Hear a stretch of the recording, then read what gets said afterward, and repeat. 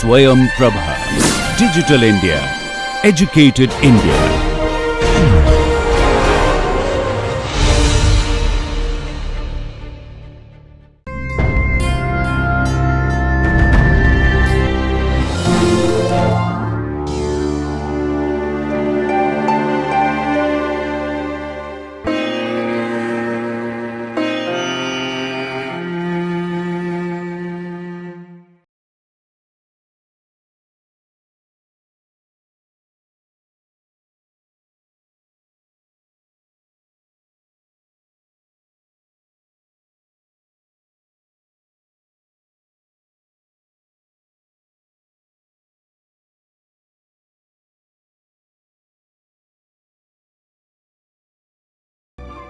We will continue with the discussion on this protein folding pathways, energy landscapes, right. So, we will what I will do again is we will do a brief recap of what we did yesterday from the section of the protein folding pathways, and then go on and see the other funnels and all those things. So, what we were saying yesterday was that if you would be defining the protein folding problem, it would be three separate problems. One is the folding code, essentially the forces involved in defining the native state from the unfolded state.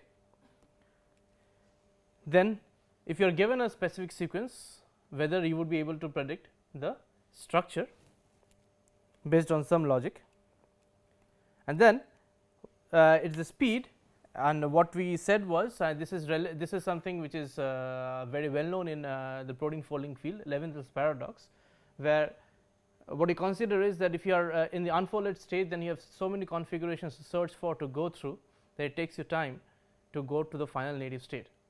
But proteins seem to do it in a pretty quick time, decent time. And then how do you resolve this issue? How do you resolve the fact that on one hand the protein has to go through so many conformations, right, and then on the other hand it still is being able to fold within a reasonable amount of time. So, that is essentially what the paradox is. Okay. So, that is what it says. This one talks about the nature of folding pathways.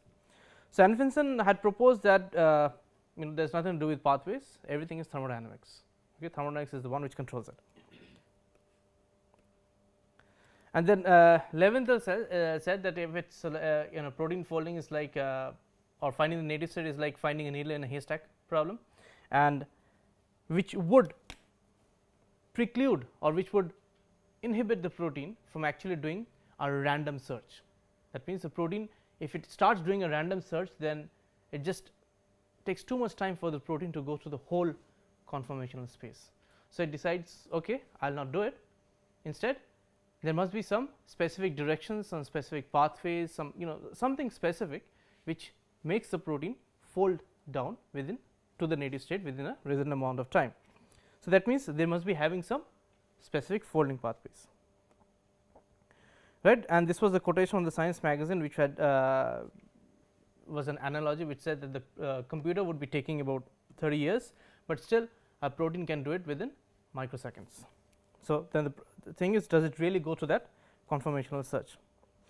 Okay. So, this was about protein folding being considered of two goals. One was the thermodynamic control independent of pathways, then the other was the kinetic control, not really focusing on thermodynamics, where in this case you can give rise to local optima.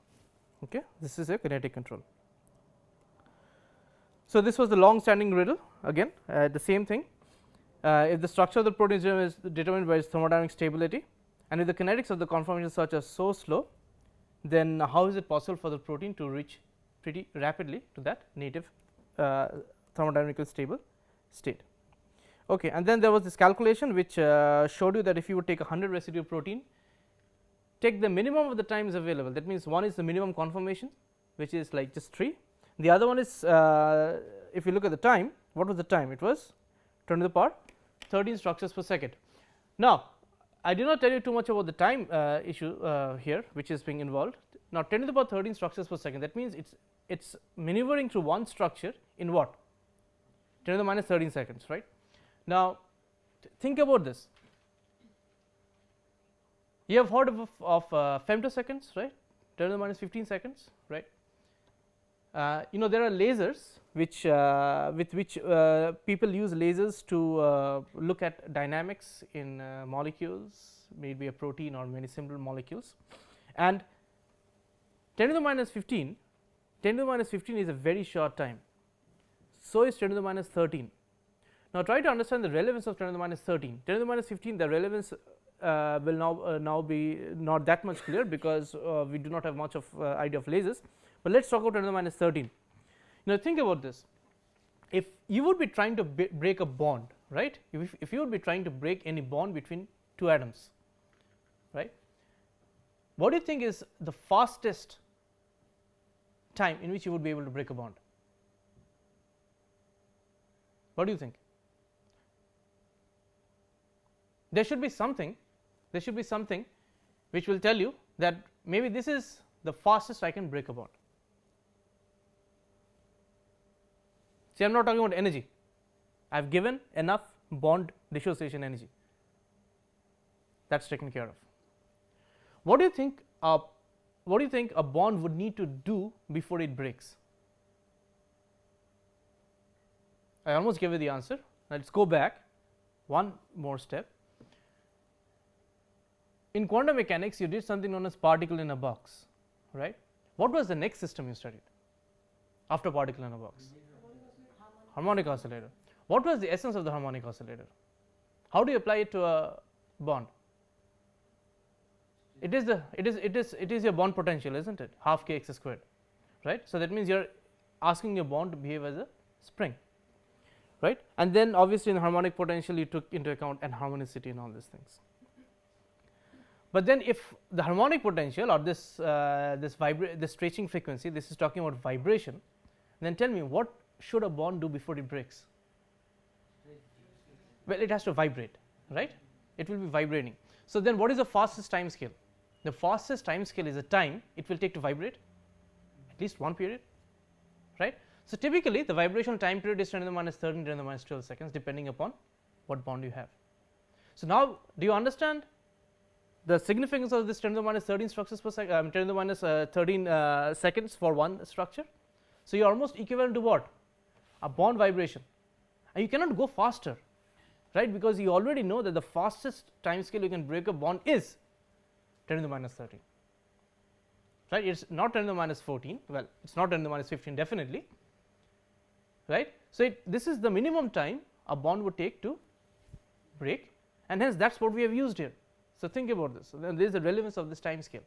We could not have gone any faster, as simple as that. Obviously we can go slow, but what people were trying to do was, you take a minimum of a conformation, say 3, and then you take the minimum time possible, which is 10 to the minus 13. That is the fastest time possible, 10 to the minus 13. Okay, but still, when you did the calculation, what it gave you was a time which was way beyond what we could fathom, right? Then obviously there is something wrong, and this again precisely is the Leventhal's paradox. So then we talked about the energy landscape. We described what an energy landscape is. I will not go through it again, and we said that it is a proper energy landscape is more like a funnel. So that means on top, a funnel is always broad. So that means on top you have the unfolded state. You are looking at the essentially the entropy of the unfolded state, and the entropy being so huge for an unfolded state, that is why the top portion, which is the unfolded state, is so broad, right? And then as you go down to the native state, what you do is the protein starts losing entropy, and hence the funnel slowly narrows. Okay, but also look at one thing. I am showing a funnel and I am using both of my hands. Now there is a significance to this, and we will come to that soon. So then we started going into this different funnel landscapes, and the first one we encountered was well, this was what your vertical axis and horizontal axis refer to. So vertical axis essentially is your internal free energy, and the horizontal axis essentially is your conformational freedom, talking about these bond angles. So it can be referred to as your entropy essentially. It's a conformational freedom, horizontal axis. Okay. So this is the one we started with. So again we will start from here. So, what we said is that, see, I mean, this is not exactly a funnel, right. This is not exactly a funnel, it is a golf course. A funnel essentially what does it have? A funnel does not, I mean, funnel has a gradually tapering thing, right, but this is not what it is. That means you have just a flat course with the hole in the middle, and then it comes straight to the native state. And the point was that whether this is a logical picture of a protein trying to fold from the unfolded state to the folded state, that was the question that was asked. Okay. And what we were saying is that the native state is here, this is the whole flat landscape, right. So, that is what it said the hypothetical flat playing field. Now, as I have shown here, a denatured state would be having several different conformations, right. So, one of the conformations can be here, another conformation can be here, one conformation can be here, one conformation can be here, right. Being so, see, each of these conformations does not know where to go. What does it mean? That means it is a flat playing field. So, each and every direction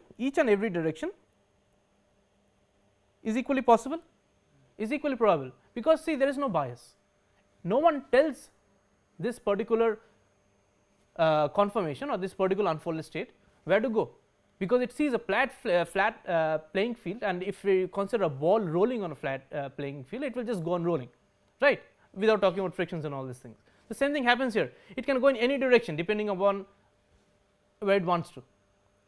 At every direction its probability is the same, it is an equal probability situation. So, what do you mean by going in different directions? By going in different directions, we mean is this: every point on this energy landscape signifies what? A specific conformation. Remember, that means if it is trying to go in different directions, it is trying to sample what? Different conformational spaces. Okay. And because it is a flat playing field, what does it mean? That means each and every conformation of the flat playing field has the same energy, because your y axis is what? Energy. So, there is no energetic bias for you, right, because you do not distinguish them in terms of energy, they are equi-energetic. That means each and every one would be trying to be sampled. So, this is your random search space, and so same will happen for this one, same for this one. Now, look at something which is I have drawn here. Let me draw somewhere here another. If you look at this one now, say this is I say 1. So, what will happen is it can go this way, it can go this way, it can go this way, but the moment it comes this way, what happens? The moment it comes this way, then it immediately finds itself falling in the hole. So, now it cannot go out of the hole, because that reverse is very steep. So, the moment it comes in, it goes straight in. Okay. So, that means only a very small fraction of the total space having these unfolded conformations would actually be able to go to the native state in a decent amount of time. For the others, you never know. This is based on this picture. So, that was the problem behind taking a golf course landscape or a flat landscape. Okay. Is it clear to everybody? So, again, as I said, so Levin's major objection was that given the vast number of configurations that a protein will have to sample on the flat potential, remember it is a flat potential, the protein will be having a serious search problem. It is really serious, and by random searching it would not be able to find the native state n. Well, it would be able to find the native state n given that amount of time, right. So, within the biological time frame it would not be able to do it. Okay. So, then obviously, and people try to improve it. So, what they did was they went for a path based solution. So, what you do is in the flat landscape everything was just flat except the hole in the middle. Now, what you do is you say, okay, on the flat landscape at one point I will dig a tunnel. So, tunnel essentially is what? Your pathway. Okay. So, what it means is you think about a conformation here, you think about a conformation here, you think about a conformation here. These are experiencing the same flat landscape as you had in the previous slide. Okay. So, that means these conformations experience the flatness of the landscape. Okay. Now, what about a conformation which is here, which is represented by A? if, because this is also a part of your landscape, you will be having a set of conformations defined by A which would be there. And if the conformation starts from A, then what will happen? It will not have to search, because the tunnel is already made for it. What does it mean? It means that its path is already chosen for it. That means it has a specific pathway. Remember, we are talking about folding pathways. So what will immediately do is, it will just follow this like this and then come in straight. Okay.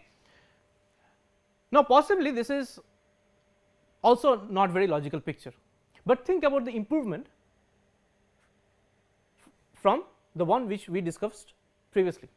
The previous one had no bias, there was no path chosen for it, but at least this one, what you do is you introduce what? The concept of a specific pathway, a specific direction. That is what it is. So that means here you can see that it says this is very important.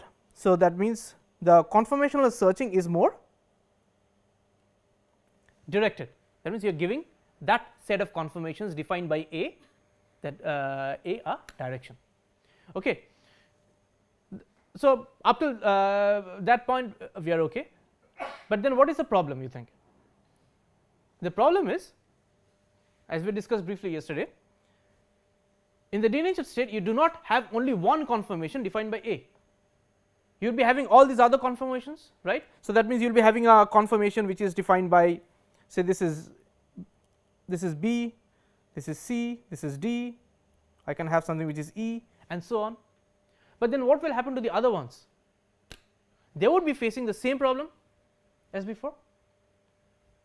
So then in one sense we introduce this concept of a pathway, but in the other sense we actually do not end up solving the problem, because you are still taking a lot of time. As you have said, the tunnel is only at one specific place where only one set of conformations can come through. Okay. So then if we go to the next slide, that pretty much tells you what the advantages of this one are. So starting from a denatured configuration A, the pathway model suggests that the folding protein molecule progresses through a tunnel or gutter to the native structure N. Okay, that is good. Now the process is more directed than a random search. Obviously you have a path which is chosen for you, so that is why it is more directed. Okay. And then the pathway therefore refers to a well defined sequence of events. That means once you are in the path, then you know where to go. That means your sequence of events is pretty much defined for you. Okay. Now what are the thoughts against this? The thoughts are, our pathway can lead, so it will be lead from point A to N. However, protein folding does not involve starting from a specific conformation A, it will be having a host of conformations, right. Again, the denatured state is not a single point on the energy landscape. All the points on the landscape except the point referring to the native state N is a denatured conformation. That means if you are talking about A, well and good, A satisfies, but what about all the other configurations B, C, D, E and so on? You are not being able to solve that thing, right. Okay. So then the final conclusion is, the pathway model is too limited in its applicability. The golf course model was absolutely not making any sense. The pathway model at least makes sense in terms of the pathways, but still it is very limited, right. So can we improve on this? So then the idea was, see, we will not be talking about tunnels, what we are going to talk about is funnels. Now the golf course essentially was not a funnel. Yes, it was broad on the top, but then it soon became very sharp. So it's, in that sense, it's not a funnel. Then in that golf course introduced what? A pathway which is a tunnel, so it became a tunnel landscape. But now what you are saying is that we should not be considering a flat landscape, we should not even be considering a tunnel landscape, instead we should be considering a funnel landscape. And you can see what there is another word out here, and this is important, it is called the new view. Essentially it is the new view of protein folding. Okay. And I will tell you why it is known as the new view. If there is a new view, then there must be an old view, right, that is why it is called the new view. So we will discuss that. Okay. Now look at this pathway. So this is your funnel landscape, this is an idealized smooth funnel landscape. Now what does it do for you? What do you think is the major difference now between this one and the one you just saw in the previous slide, that is your tunnel landscape.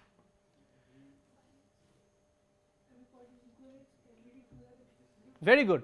That means it does not matter which denaturation conformation you start with. So, for example, see it is already here, right. You can look at these black points, there are these black points out here, right. So, it does not matter, you can see there are black arrows leading to the native state. That means, if this is your conformation A, this is your conformation B, this is your conformation C, all of these because of the slope of the landscape would be going to the native state, you know, following definite paths. We do not want to know what path it is right now. So, not only A, B and C, if I put another one say out here which is D, another point out here which is E, another point out here which is H, all of these would manage to go down, right. So, they would still search, but now you think about this, this search is not just a random search. What kind of a search is this? This search is referred to as, let me tell you, is referred to as a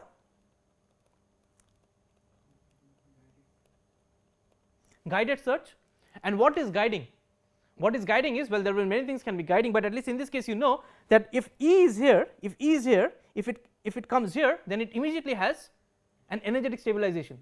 So, that is a guiding potential for it, then it goes on moving down. Okay. So, now what you have done is the golf course, no slope, flat, the tunnel you had a pathway, but now you bring about a funnel. That means what it tells you is, no matter where you start from on the energy landscape, each and every conformation has the probability of going down to the native state without doing too much of a random search. It will still do a random search, but see, once it goes to this side where you have a sloping, you have a slope towards the native state, it will start going towards the native state. Each and every conformation, does not matter where you are on the energy landscape. Okay. Now, there is one important thing connected with this. So, what does it mean? What it means is, possibly this funnel model is talking about parallel pathways. Now, this is very important. What do we mean by parallel pathways? Parallel means that all these things are happening simultaneously. See, for example, A, starting from conformation A you can go down, starting from conformation E you can go down, starting from conformation B you can go down, right. But it is not that B will be dependent on A, or A will be dependent on E, or E will be dependent on C. Each of these can by themselves go down to the native state maybe at the same time, right. That means what you are doing is you are approaching. So, this is your entropy landscape, this is your essentially entropy, right. You have all these denatured conformations, and what they are doing is they are moving down parallelly at the same time along the landscape towards the native state. Do not you think it is going to save you a lot of time? Why? Because now all the conformations are moving down together. So, together, I do not mean together means exactly the same time, but just they are moving simultaneously towards the native state, instead of say A going to E, going to B, going to C, going to H, and then moving down to the native state. Is it clear or not? So, that means you are talking about parallel folding routes. You are talking about, it is not just one sequence of events, it is what? Multiple sequence of events, multiple pathways, multiple folding routes. That is what this parallelism, that is what this parallel word signifies. Okay. That is why funnel landscape is so important. For the first time, that is why it is called the new view. For the first time, it gave this idea of a parallel folding pathway situation. That means it does not matter where you start from, each and every conformation has the potential of going down the native state just by itself. Okay. Okay. Now, remember, this is called the idealized smooth funnel landscape. Now, what does this word smooth mean? The word smooth means that when you are coming down the landscape, you are not encountering any, right, you are not encountering any local barriers. That means it is just a smooth sailing, right. It is like just moving down a slope which is a free slope without any obstacles. But remember, what we said was our energy landscape can be having hills, can be having barriers, right, can be having all sorts of things, right. So, then probably, though this does solve this random search problem through a multiple parallel folding route, but then it is not an ideal situation like your ideal gas law. Ideal gas law it gives you all the basic informations about a gas, but then it is not the one we talk about. Why? Because we know in real system we do not have ideal gases. There will always be attractive interactions or interactions, intermolecular forces between these. The same thing is happening here. There is an ideal funnel, but then how should a real funnel look like? So, this funnel then is a solution to your Levinthel's paradox. What does it say? Each different unfolded conformation starting from different points on the landscape can reconfigure towards the native state n. Okay, that is what we just said. Each of the above configurations can follow a different sequence of say dihedral angles. Remember, dihedral angles were referred to as this conformational conformational coordinate, which corresponds to the entropy. Okay, they can follow independent of each other. So, this essentially eliminated the pathway terminology. I do not need a pathway. It resolves the paradox about pathway dependent and pathway independent processes.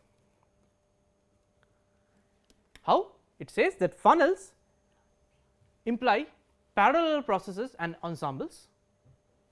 Pathways imply what? If you are on a path, that means you only have to follow that sequence of events. You do not necessarily have to follow that. You can still do that, but fold parallelly at the same time. Now, obviously, you have to understand this. If someone would be thinking about a protein folding logically without thinking about this new view, which is this funnel model, what would you think? You would just think this. You would start from say an unfolded state and maybe go through a sequence of intermediates, say I1, I2, I3, I4, and finally reach the native state. That is your pathway model. That means you are defining the pathway. It has to go to that intermediate I1, it has to go through intermediate I2, and so on. That is a sequence of events. That is your pathway. You have defined the pathway for the protein, and that is called the classical view. I will come to that. But this new view totally said that okay, maybe we should come out of that comfort zone and think about it differently. So, then what is the funnel idea? So, folding chain progresses towards lower intra-chain free energy by increasing hydrophobic core formation, stabilizing hydrogen bonding and other forces, and in the process the chain's conformational options become narrowed, right, because once you start folding, then your conformational option is getting narrowed ultimately towards the native structure. Again, this is your funnel.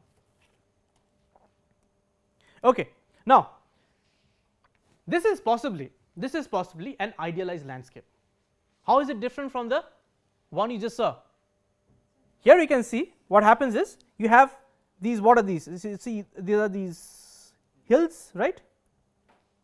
Say this is a hill 1, a hill 2, and so on. You can have many hills. This is just a kind of a schematic. See, now what will happen is, suppose I have a conformation which is starting from here.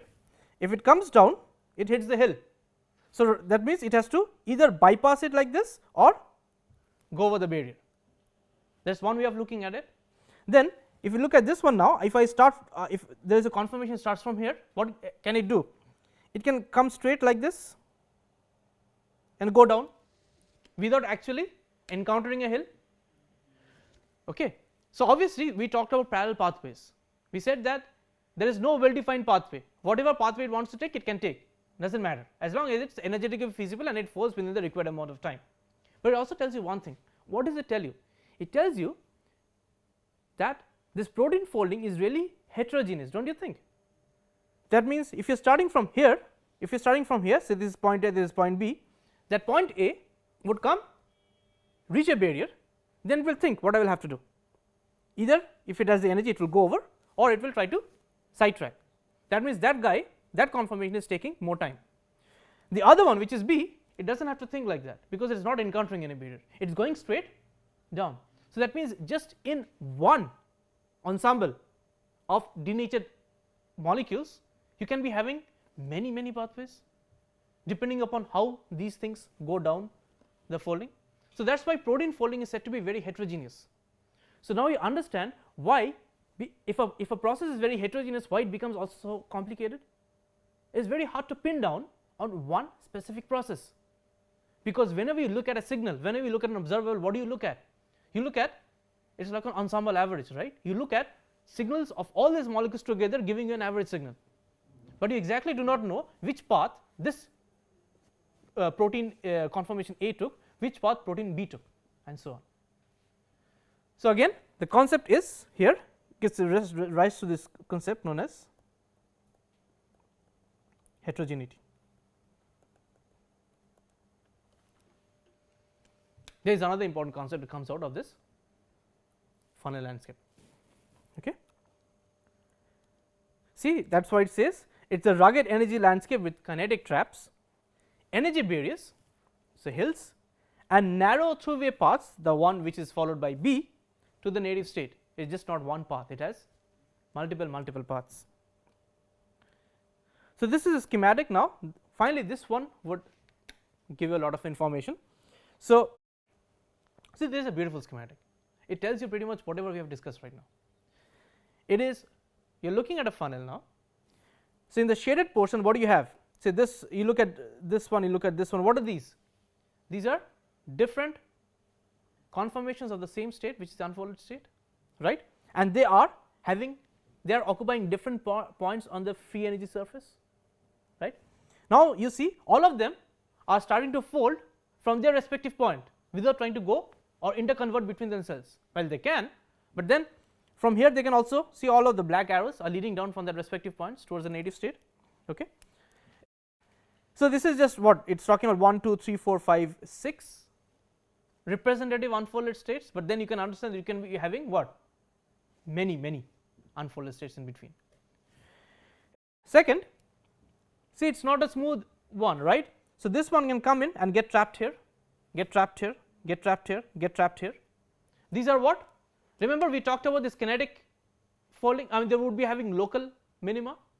So this intermediates would be some certain intermediates which would accumulate during a folding pathway. So these are just somewhere, it is not your global minimum which is your native state, it is just that when you are moving down you suddenly find there is a hole, but that hole is not the hole which corresponds to your native state energetically. Now this one, remember everything finally is governed by thermodynamics, right? So this one will soon realize and it will go out and come down to the native state, but in its own sweet time. Okay. So now this is misfolded protein is typically a kinetic intermediate. It is typically a kinetic intermediate. It is not thermodynamically stable, but kinetically it is feasible, that is why it is called a kinetic intermediate, right? And then finally you have the native protein. You never know what can come through. This is the heterogeneity in protein folding we are talking about. But anyway, so but I think this representation given in this paper is an excellent representation of what can happen or what an unfolded protein can go through if it has to finally go to the native state. Now remember, this is just a schematic representation, it does not have to exactly follow that path. Okay. So then I told you, if we are talking about the new view, whatever we talked about was the new view, what is the classical view then? The classical view is this. It depends upon a sequential model of protein folding.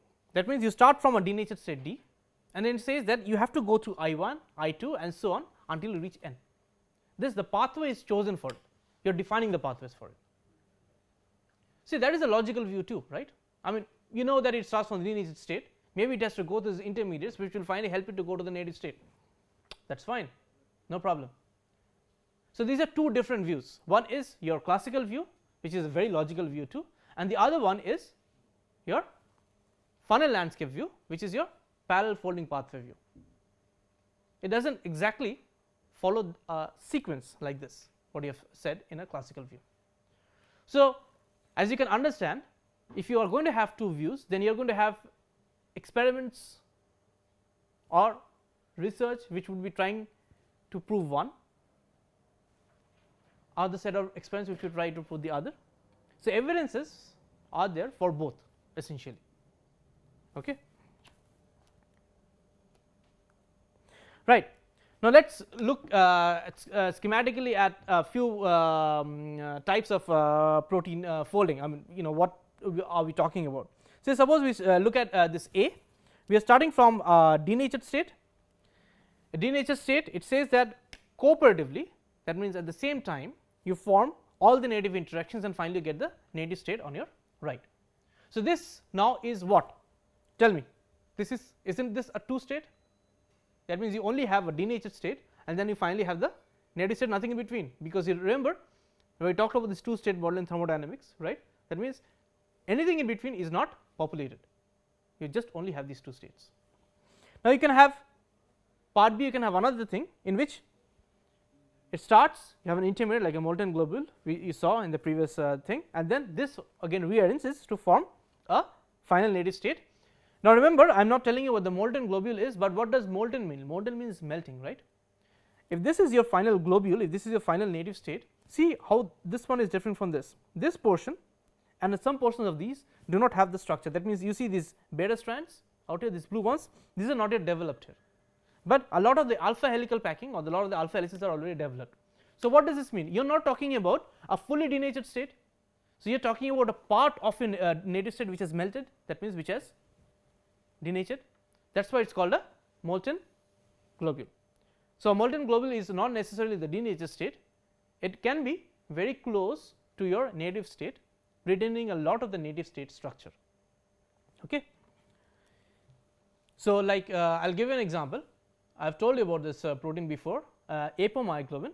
Apomyoglobin at a certain pH is equal to 4 has a very well defined molten globule state, and that is why it is one of the most important examples of the existence of a molten globule state. Apomyoglobin is very well defined. And the other one is, now what you are looking at is, you are looking at different domains, say of a multi domain protein, that means you have one domain, one domain, one domain. So, one domain folds first, a second domain folds, and then finally they come together and give rise to the final 3 dimensional structure. So, this essentially happens for proteins which have not one domain, it is like hemoglobin. You think about hemoglobin, how many units does it have? 4. So, what you can think about is, each of these 4 units first fold by themselves, those are the respective domains, say, then once they are folded they come close to form the final structure. So, that is essentially what is talking about formation of the remaining structure, right. Okay. Let us start with the mechanism. So, we have talked about some of the models. Model means the pathways, that means the funnel landscape and all these things. Now, can we talk about some mechanisms, how exactly this folding has happened, what sort of mechanism can we talk about? So, let us look at 3 pretty well defined mechanisms. Look at the first one. The top one talks about a framework model. So, this one talks about a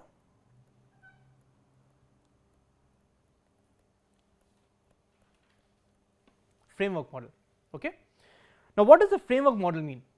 The framework model means is, so you are starting from this denatured state, this unfolded state u, you are starting from essentially denatured state. Then you can see what happens. What is the difference between this one and this framework model, this say this intermediate or this intermediate structure? What is the difference? You can see at certain points you have a blue strand, a green strand beta, and then you have a green alpha helix and a red alpha helix. So, what have you done? What you have done in this case is, it is a framework model in what sense? That means you are creating a frame. Frame means, see, if you have a frame and if you put those things together, you get the final structure, right. This is what it is doing. It is saying that when I sign for the unfolded state, I go to a state where I have a little bit of my micro secondary structural elements already solved or already folded. Why you say micro? Because there may be a very small stretch of beta strand or a small stretch of alpha helix. Now, once you have done that, then what happens is, these have to interact to finally give you the final native state. So, that means they diffuse and collide with each other. So, that is why it says diffusion and collision. So, diffuse and collide with each other. So, diffusion and collision with each other to give you the final native state n. So, that is your framework model. Okay. So, let me now actually give you the definition of this. So, the framework model says the local interactions dominate and guide the formation of secondary structural elements, that is a sequential formation of native like microdomains. This is followed by a random diffusion collision model or diffusion collision of these local elements of the secondary structure until stable native tertiary contacts are made to give the final structure. That makes sense. Okay. So, you can understand one more important thing is, if I am following a mechanism which follows this diffusion collision model, then because these different structural, these different domains will have to diffuse to come to close proximity and then interact, then diffusion would be playing a major role. And by diffusion, what sort of diffusion do you know? For example, have you heard of Brownian diffusion, Brownian motion? Okay. Have you heard of let us see, have you heard of Fick's law of diffusion? Right. So, what we will do is, based on this in the next class we will look at the diffusion process in a little mathematical detail and see what do we exactly mean by this diffusion, and see people would, based on that model, actually model this, or based on this diffusion model try to explain this diffusion collision experiment or method. Okay. So, that is what we will do. Now, the other two mechanisms, one is nucleation. So, what it says is that here what you do is you form a certain nucleus of certain elements of the structure, and then, so this is your nucleus, you can see you have already formed the nucleus out here. So, this is your nucleus. So, this is your nucleus, and once you have formed the nucleus, then here possibly there is no diffusion collision. Once you have formed the nucleus, everything else now sits on it, rearranges to give you the final native state. Okay. And the third one is hydrophobic collapse. Now, before I go there, let me give you the inside of this nucleation model. So, this postulates that the formation of a local nucleus by a key residues or a few key residues of the polypeptide chain that will allow the rest of the structure to rapidly propagate around the nucleus. Okay. There is also something known as nucleation condensation.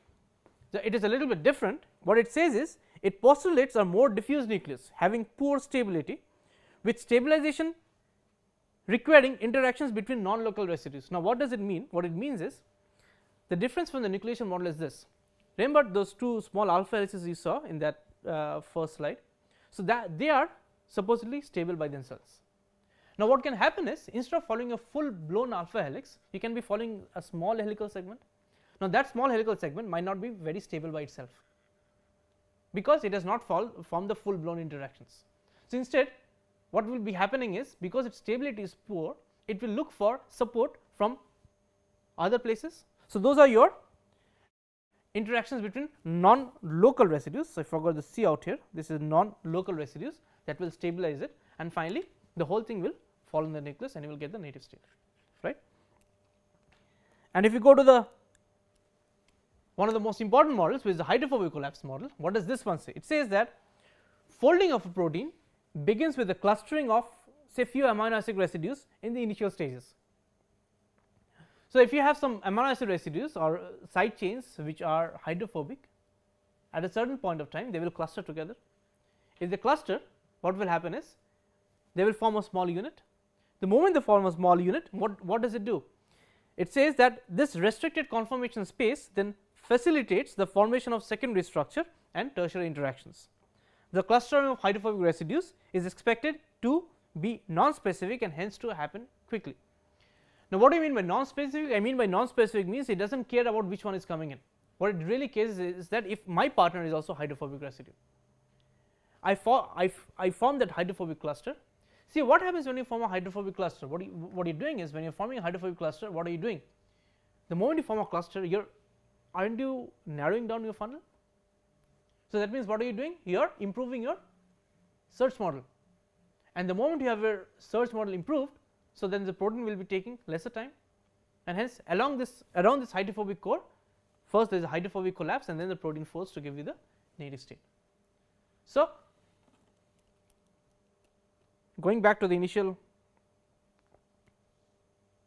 model, so this is what I mean. The hydrophobic collapse, you see, these are the green residues which are the hydrophobic residues, they collapse to form a hydrophobic core and then the protein folds. Now, whatever these models are trying to do, one thing is common, either is it by, if it is by this framework, or whether by nucleation or by forming hydrophobic cluster. What is it trying to do? It is trying to what? Reduce what? The conformational subspace. See, that is something which is common amongst all the models. Okay, and finally it goes down to the native state. Okay, I will just show you one more thing before we get done with the class. So, this is what we are going to talk about in details in the next class, and I will show you, I will not give you these points right now, but instead I will show you one example of a diffusion collision model. You think about this. Do you remember the structure of myoglobin, which we showed sometimes during the class? How many helices does myoglobin have? No, it is A to H. So, how many helices? Eight helices.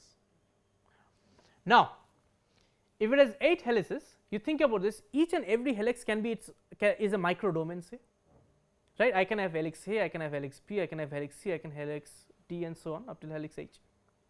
Now, think about the framework model. What did the framework model say? That initially I form microdomains, which are these, say, helical intermediates, and then they finally diffuse and collide to give you the final structure. So, what do you see here? So, this is not myoglobin, but you see you have A to G, right. So, how many do you have out here?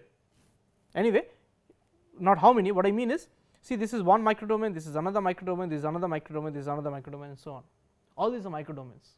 So, what has happened first is that these small helical traces by themselves have formed the helices first. Now, this is a framework. Now, what happens is these will have to interact. So, then you can see F and G say possibly come closer by diffusion, in the next one D C come closer by diffusion, and finally you go down, you get your native state. So, that means once you have formed your microdomains, then they individually diffuse and collide, and they go on diffusing and colliding. Some diffusions might not lead to the correct structure, then that has to open up, then other diffusions will be taking place, and finally will get your native state.